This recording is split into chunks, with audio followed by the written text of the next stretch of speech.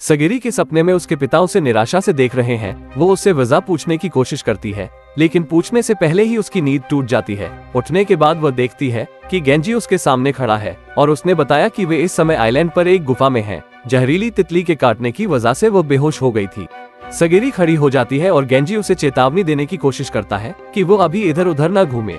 हालांकि वो जवाब देती है कि वो ऐसा नहीं कर सकती क्योंकि उसे हमेशा अपने कैदी पर नजर रखनी होती है। बाहर वो दूसरों को आसपास बैठे देखकर हैरान रह गई, जैसे कि वे कैंपिंग करने आए हो। वो उनसे पूछती है कि वे क्या कर रहे हैं, तो गबिमारू बताता है कि वो रात का खाना तैयार कर रहा है। सेंटा गबिमारू के फटे कपड़ों की मरम्मत कर रहा है और यूजुरिहा एक झूले पर लेटी हुए उनकी देखरेख कर रही है। अब जब सगिरी जाग गई है, सेंटा का सुझाव है कि वे जो कुछ भी जानते हैं उसे एक साथ बांटे।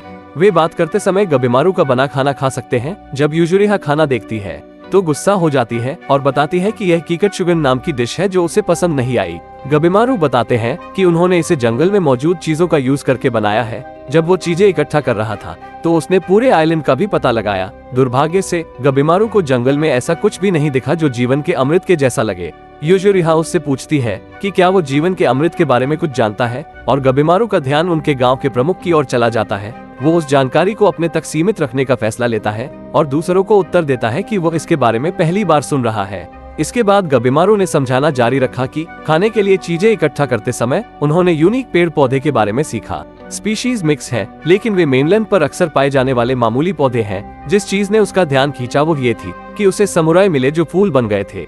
उनका अनुमान है कि उस आइलैंड पर जो पौधे वे अभी देख रहे हैं उनमें से ज्यादातर इंसान हुआ करते थे। इस भयावह खबर से सभी का मूड खराब हो जाता है और यूजुरिहा जो खाना खा रही थी उसे गबिमारू पर फेंक देती है। गबिमारू बताते हैं कि उन्होंने खाना बनाने में उन फूलों का यूज नहीं किया। किसी भी मामले में उन्हें दी गई फल की ड्राइंग से मिलती जुलती कोई चीज नहीं मिली। सेंटा का सुझाव है कि उन्हें उस ड्राइंग पर ज्यादा ध्यान नहीं देना चाहिए। शोगुनेट द्वारा इस्तेमाल किए गए जीवन के अमृत और स्वर्ग शब्द का मतलब सभ्यताओं में अलग अलग होता होगा। आइलैंड के चारों ओर बिखरी हुई मूर्तियां बौद्ध या टाओइस्ट बनावट से मिलती जुलती हैं। रिलीजियस कंसिस्टेंसी के बारे में चिंता करना समय की बर्बादी हो सकती है। उन्हें जिस चीज पर ध्यान देना चाहिए वो स्टैचूज हैं। क्या आइलैंड पर पत्थर की बनावट बनाने की टेक्नोलॉजी मौजूद है? यदि हाँ, तो उन्हें किसने बनाया? क्या वे यहीं रहते हैं? सगिरी की राय है कि यह आइलैंड लोगों के रहने के लिए बहुत खतरनाक है। राक्षसों और कीड़ों का रहना रहस्यमय है। जब उसने उन्हें काटा तो ऐसा लगा मानो उनमें मांस और हड्डियां हों, लेकिन उनमें ये ना था। इनका रूप भी अजीब है और जानवरों का मुंह और इंसानों जैसा शरीर है। सेंटर ने ये भी देखा कि राक्षसों द्वारा पहनी गई कपड़े भी खराब तरीके से बनाए गए लगते हैं। वे धार्मिक हैं। दूसरे शब्दों में कहे तो वे बिगड़े हुए देवताओं की तरह हैं। वे भयानक है लेकिन मूर्ख भी हैं। गबिमारू का कहना है कि जो जीव बिना ऑर्गन्स के जीवित रह सकते हैं वे मृत्यु दर की ओर इशारा करते हैं। फिर यह उन्हें बस ये दिखा रहा है कि अमृत वास्तव में आइलैंड पर हो सकता है। सेंटर उनसे सहमत है और कहते हैं कि अमृत का सुराग या नाता केवल राक्षसों से ही है। बाद में गेंजी ने सगिरी को सलाह दी कि उसे वापस नाव से लौट जाना चाहिए। वो गबिमारू की जिम्मेदारी ले सकता है क्योंकि उसका अपना अपराधी मर चुका है। वो बताते हैं कि सगिरी पहले यमाडा कबीले की बेटी है और दूसरी समुराई। एक महिला होने के नाते यह उसका फर्ज है कि वो कबीले के अगले मुखिया से शादी करे। अपनी इस हालत में वो आइलैंड पर ही मर जाएगी। क्या उसमें गबिमारू को मारने की ताकत है? और वो पहले से ही किसी और की तलवार इस्तेमाल कर रही है, अपनी नहीं। सगिरी याद करती है कि कैसे गबिमारू के साथ लड़ाई के दौरान उसकी अपनी तलवार टूट गई थी।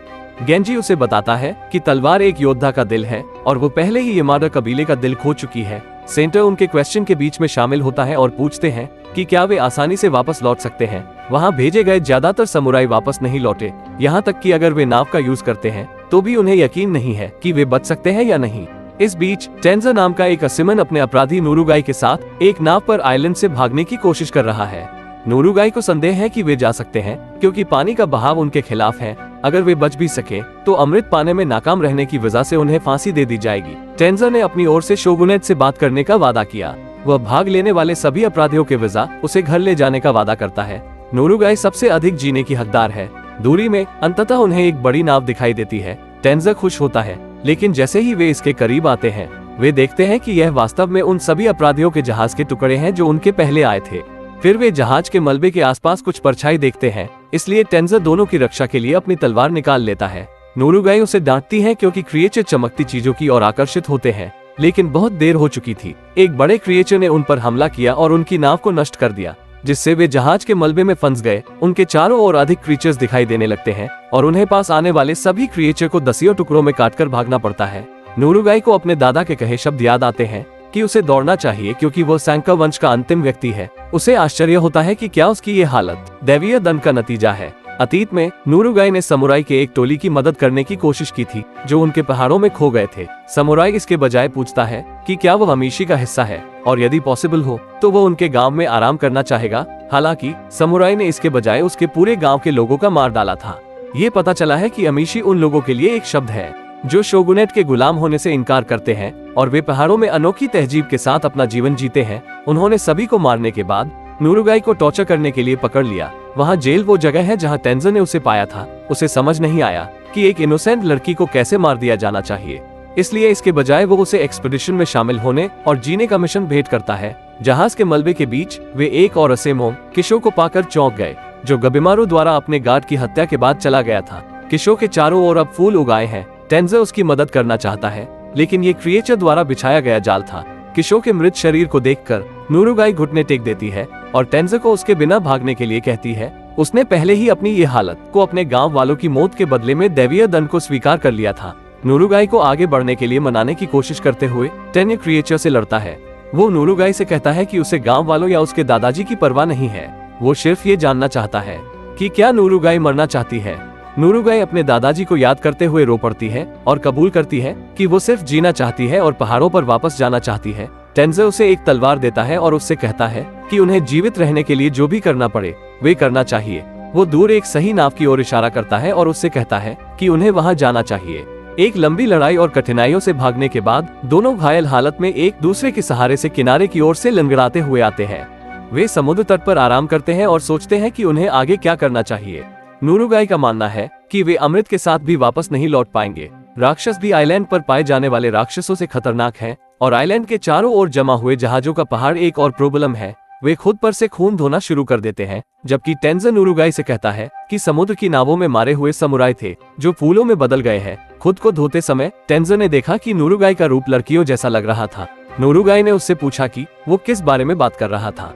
जब ये साबित हुआ कि वो एक लड़की है, टेंजो घबरा जाता है, जबकि नूरुगाई उसे चिढ़ाते हुए उससे शादी करने के लिए कहती है। इस बीच सगिरी की दूसरे असेमन के साथ बातचीत खत्म हो जाती है। गेंजी ने उसे जाने की सलाह दी, जबकि सेंटर गेंजी से आधा सहमत था। सेंटर वास्तव में ये भी चाहता है कि यदि गबिमारू को रोकने की आवश्यकता हो तो सगिरी वहाँ मौजूद रहे। उन्होंने देखा कि जब वे वहाँ से चले थे तब की तुलना में गबिमारू अब अलग दिखता है और उसने सगिरी को भी बचाया। सगिरी इसके बारे में सोचती है और याद करती है कि कैसे गबिमारू ने कई बार उसकी मदद की थी। उस रात बाद में सगिरी गबिमारू से बात करने जाती है जो निगरानी कर रहा था। गबिमारू ने उससे पूछा कि वो कैसा महसूस कर रही है, क्योंकि उसे लगता है कि लड़ाई के दौरान उसने उसे जो घाव दिया था उसके वजह से कीड़े का जहर तुरंत असर करता है। इतना ही नहीं, वो उसे शांत करने के लिए उसे धन्यवाद देता है। बेतरतीब ढंग से भागना खतरनाक है और यदि इवागाकुरे के निंजा आ रहे हैं तो बेहतर होगा कि वो जवाबी हमले की तैयारी करे। सगिरी उसके बाद से हैरान है और गबिमारू का कहना है कि वो उससे अधिक स्ट्रॉन्ग है। वो नहीं जानता कि यह हार्ड टेक्निक या स्ट्रेंथ की वजह से है, लेकिन जेल में वो उसे और ज्यादा स्ट्रॉन्ग लग रही थी। अगली सुबह गेंजी ने सगिरी से पूछा कि क्या वह जाने के लिए तैयार है, लेकिन सगिरी ने उसे बताया कि वह नहीं जाएगी। लोग तलवार चलाने वाली महिला को अजूबे और उलाहने की आंखों से देखते हैं। इतना ही नहीं, उसके पिता कभी कभी उसे निराशा की आंखों से देखते थे। वे सभी चाहते हैं कि वह एक साधारण महिला की तरह जिए, लेकिन अगर वो गर्दन काटने वाले असेमोम की बेटी के रूप में रहती है तो बाहरी लोगों द्वारा उसकी इंसल्ट की जाती है। यदि वो यमादा कबीले की योद्धा के रूप में रही तो उसके परिवार ने उसे त्याग दिया। वो ये सहन नहीं कर सकती कि उसे केवल एक महिला के रूप में देखा जाए। वो घुटनों के बल बैठती है और गेंजी से उसे एक समुराई के रूप में देखने और उसे अपने तरीके से जीने की इजाजत देने के लिए कहती है।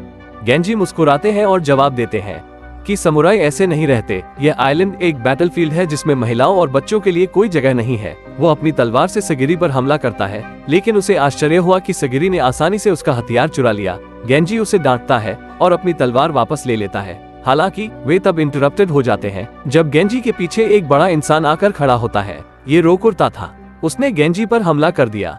अगले एपिसोड के लिए कमेंट करें और वीडियोस के लिए हमें लाइक एंड सब्सक्राइब करना ना भूले।